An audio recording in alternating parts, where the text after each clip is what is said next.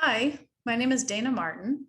It's a real honor to be part of this Freedom Under Natural Law Convergence. I'm really, really happy to be part of this. So I'm going to be speaking to you today about the partnership-based paradigm versus the authoritarian paradigm with parenting.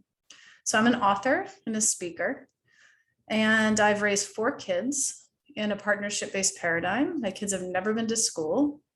They've never done any formal schoolwork. We practice something called radical unschooling. And with radical unschooling, you live life as though school doesn't exist. Now, that might sound really crazy. Maybe not to you listening, because this audience is pretty evolved and really looking for something like this, something different. But I want to share with you how I did it and why. So 99% of parenting books on the market are focused on obedience and compliance and meeting the parent's needs solely. The parent's needs for quiet, uninterrupted sleep, and it's really based above all on behavior modification. And so if you've seen TV shows like Nanny 911 or any of the mainstream parenting advice is focused on behavior modification. And my son, my first child, who's 23 now. So my kids are a 14-year-old son, a 17-year-old daughter, a 21-year-old daughter, and a 23-year-old son. And I never planned on parenting this way, actually. It just happened really naturally. And I never planned on being an advocate for this, but 2 decades later, I've spoken all over the world about it, been on TV, promoting it, actually debating it, because most of the shows I've been part of, it was really intense and controversial. But I will share that when my son Devin was born, I had him in a hospital and I had a natural birth with a midwife. And it was an amazing experience. I never ever thought I could give birth to a child naturally, because everybody around me was promoting, oh my goodness, like the use of medical, the medical management of birth. And I didn't know anyone that had had a natural birth, but when I was pregnant with him, I began learning about it. And I said, I really, really want to do this. I mean, this is really important for him to come into this world the healthiest way possible. So I had a midwife, which was kind of radical at the time. And even though it was in a hospital, I had an amazing birth. It was life transforming for me. Like, I never knew I was capable of something like that. And after I gave birth to him, I really, really wanted to educate other people about it, because it helped me become a fiercely protective mother. And I went on to become a childbirth educator and a doula, and later a midwife. But let me regress. So when I gave birth to him, right after I was holding him, and the nurses all rushed into the room and they turned on the TV and said, something's happening, something's going on. And the Columbine shootings were happening live. So I was holding my newborn and all this chaos was going on. And I remember watching the TV in horror, because there was no school shootings really before that. And I had never heard of such a thing. So what I saw right in front of me were kids jumping out of windows and parents crying and screaming. And I couldn't believe it, because I was holding my son, just brought forth life. And I was watching parents lose their kids. And it was a very, very scary time in history, because no one really knew that was a fear for kids now. I mean, schools were bad enough, but here is this fear of them losing their lives. And so I remember thinking for the first time that my children would always have a choice to go to school or not. I was wondering how many of those parents and kids that morning before leaving for school thought to themselves that they would have preferred to be together that day. I'm sure those kids really didn't want to go to school, all those teens. They probably wanted to be pursuing their passions and doing what they wanted. And there was probably parents who would have preferred to be with their kids too. And so I always wanted my children to have the choice. I didn't say to myself, I'm never sending them because they could get shot. It wasn't a fear-based decision. It was this awareness that children's rights and freedom to choose were not part of reality for most people. And it was then that I began pursuing knowledge about education. I had gone to college for early childhood education, and I had planned to be a preschool teacher. And actually, I ended up getting pregnant with my son while I was in college. And so I dropped out of that and focused on mothering 100%, but I did learn a lot. And most of which you are taught is to control kids. to get them to stay on task, to get them to focus. It wasn't about learning. And so I had this insight into how teaching really, really was, which is a shame, because I think there's a lot of great teachers probably that really want to make a difference, but that's not the goal of public education at all. As I went down this path, a lot of things happened for me that I wasn't expecting. I was very in tune with my son, and I held him when he wanted to be held. If he cried, I was responding to him. I practiced something called attachment parenting, which was something I didn't even know how to label. It was just very intuitive to me. I later found out that that's what it was called. And being in a space of listening to my intuition, I met a lot of resistance. I can remember my mother-in-law came down after Devin was born. He was only 2 days old. And she told me not to hold him too much. And I was so confused. I was like, well, he wants to be on me and I want to hold him. It's so natural for me. And she said, no, he'll manipulate you. You need to put him in a bassinet. You can't hold him too much. And you need to feed him on a schedule, and you need to get him used to sleeping on his own. And so I wanted for her to approve of me as a mother, because most of us were raised to be people pleasers. And in that space, it can be really painful to be rejected or criticized when you're a new mother. All these hormones are flowing through us and we just want to be accepted. However, there was a decision I made really early on that I said, I am going to choose my son, my children, over what anybody else thinks. I didn't really know how rare that was at the time, because it just was a natural thing for me. And I didn't have connection with a lot of other people. I was living in New Hampshire in the middle of the forest, 43 acres of land, and it was just me and him. I went on to support other people. When I became pregnant with my daughter, Dakota, who changed her name to Tiffany later on, but that's another story. I began studying to be a childbirth teacher, and I learned a lot. I learned about, how hospitals really, really rob parents intentionally, those that control hospitals and the business of birth really, really push mothers to get a lot of medical intervention. And I learned how birth can be so much more positive for the mother and baby, and healthier, and a less chance of complications if you have a home birth. So I went on to have my daughter at home, and then my other children all were home births too. And this whole world was opened up to me. Prior to being a parent, I don't know if I was a typical American, but I didn't think much about things that a lot of people did. I was just kind of always a rebel. I was a metalhead in school, a metalhead throughout my years, and I loved bands that kind of inspired me. Metallica actually was the first band that I ever got introduced to children's rights, believe it or not, or how corrupt government was. And so I was always on kind of the fringe in that way, and a natural born rebel. And so for me to step into kind of a more rebellious space with parenting felt good, and it felt natural, but I knew I wasn't alone.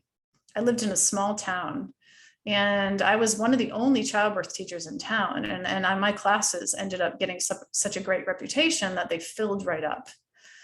And in that space, I was able to educate people about interventions in birth and later in parenting, and how to listen to their hearts and how to parent instinctually. And if they wanted to co-sleep, to do so safely.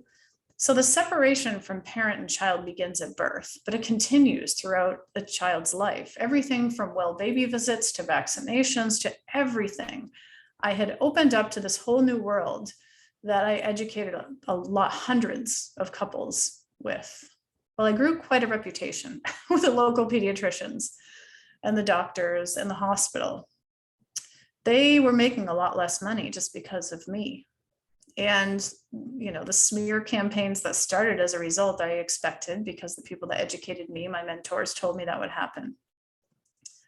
I never expected to be an advocate for unschooling, but a natural extension for attachment parenting, or a more intuitive based parenting away from the corruption of control, was unschooling. My children never did any formal schoolwork. They were never punished. Now, that's another aspect that I want to talk to you guys about, because I never focused on my children's behavior, and I never tried to modify their behavior, but I did focus on the needs under their behavior, and I helped them get what they want in life. I wasn't the wall standing between them and their desires at all. It was just a natural extension of trusting them. And we began to, form an incredible bond and guidance between us. It was pretty amazing. So my children were learning through just living life. Now, it wasn't a neglectful approach. It wasn't a permissive approach. I think a lot of people, if they don't know what the alternatives are to the authoritarian paradigm and control, they don't understand what to do instead. And when we were kids, we all knew other kids that were neglected, or, the people's house, the kids' house that we'd go to when the parents weren't home and party or whatever it was, they weren't in a dynamic that I'm talking about. Kids who were on their own and neglected, not taken care of. This is not what I'm talking about. So peaceful parenting, or a partnership-based paradigm, is focused on the parents and the child's needs solely, together. Unlike the authoritarian paradigm, where it's just focused on the parents' needs. So it's a very hands-on role. When it comes to learning, whatever my children were interested in over the years, I facilitated that learning by bringing more into their lives, having to do with that interest. Mentorships, opportunities, sometimes homeschooling co-ops, online classes, books, TV shows, documentaries. I mean, there was nothing off limits. You really have to break down your conditioning of seeing things in schooly terms and through a schooly lens. You don't realize that you're valuing some learning over others. And people do it all the time. I mean, parents value their child studying Egyptian history over playing with fire, for example. But, you really have to realize that your children are learning through everything that they're doing, and who they are meant to be in life is something to really, really honor. It's a sacred experience. And so what your children are drawn to, we need to nurture. In a school-based dynamic, or in a traditional homeschooling setting where a parent buys a curriculum, they're focused on doing exactly what schools do at home. They're buying this cookie cutter curriculum and putting children through this system that's giving children all what they think is an equal education, but it's actually dumbing down everybody and keeping them at one level. Children, just like adults, they are born with a purpose, and they never have to go through the drudgery of forced schoolwork at home if you're homeschooling or going to school. Schools now are a lot different, actually, than when I started homeschooling. It is scary. It is scary now. I work with parents all the time whose kids are so confused and so depressed. And I feel so bad for all that they're going through. And there's never been a time more important than now to look into these kind of alternatives and to realize how conditioned you are. But so many parents have fear. They have fear of not providing enough for their kids and not giving them a good enough education. But if your children have the freedom to pursue what they love with any means that they're drawn to, whether it's with books or mentorships or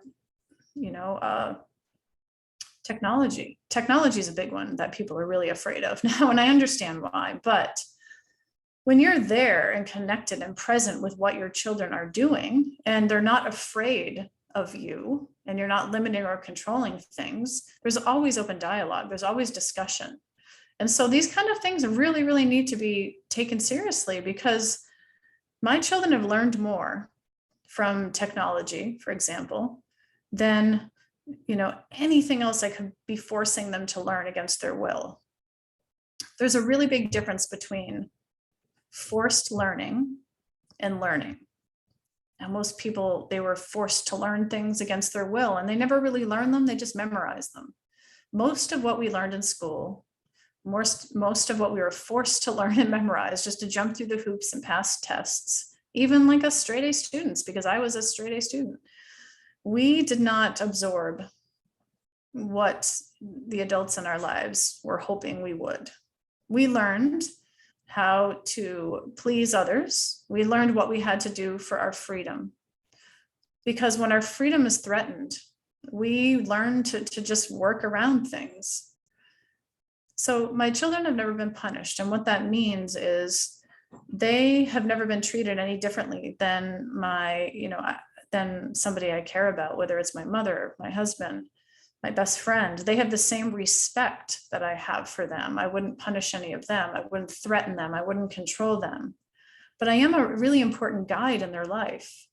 It's important for me to give them information about everything, about dangers, about how to navigate the world. My children have learned how the world works by being by my side and watching these things. Everything from when you go into a library, you need to be quiet because other people are reading. We need to be respectful. And if you have too much energy to be in here, we're going to go run at the playground first.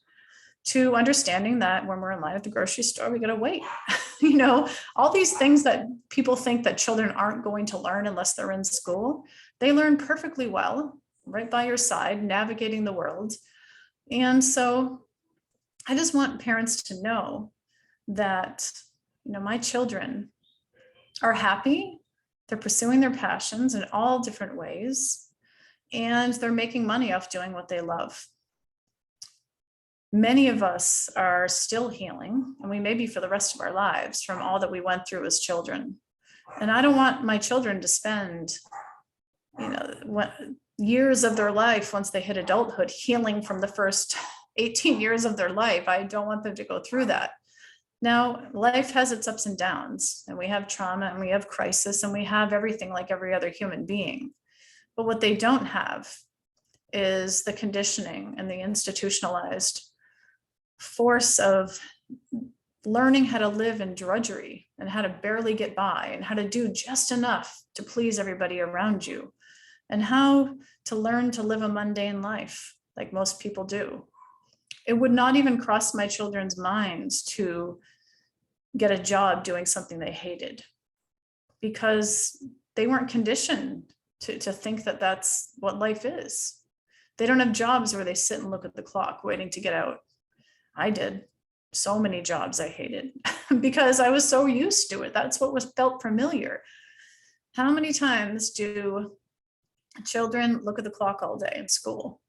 And then how many of us are looking at the clock all day at work? None of us have to do that. Most of the time, I don't even know what time it is unless I have an appointment with a client. Sometimes I don't even know what day it is, because I don't want to live by like that. I live in this level of freedom, doing what I love, and so do my children, in all different ways, that their lives are, they're joyful, they're joy-based lives together. And I'm so grateful. Maybe I didn't do it perfect, and nobody really can. In fact, our kids are going to have a much easier time stepping into a partnership-based paradigm with their kids, because we have one foot in each paradigm, don't we? We're doubting ourselves, we're fearing things, we're hoping we're doing enough. And I think that's just part of parenting. It's part of being a parent. You can't really escape that. But out of everything in my life I've ever done, I know that I will never regret the choice to parent them this way. Now, we have to undo a lot of undoing, a lot of something we call deschooling. Deschooling is deconditioning and de-brainwashing yourself, unbrainwashing yourself, of seeing things in the way you've been so conditioned to see them, as being the only way. My children have never lived life ever where I've broken anything down into subjects. I've never said to them, this might sound crazy, but I've never said to them, you're doing math, you're doing science, you're doing English, you're doing social studies, you're doing this, ever. We have just lived life, because we don't break life down into subjects, do we? As adults, it doesn't make sense. It doesn't make sense for kids to do it either. However, if you were to break down their life into subjects just for the sake of understanding how unschooling works, when they have an interest in something, I bring as many resources into their life as possible to learn and grow from, based on that interest and based on who they are, like how they like to learn and how they want to pursue things.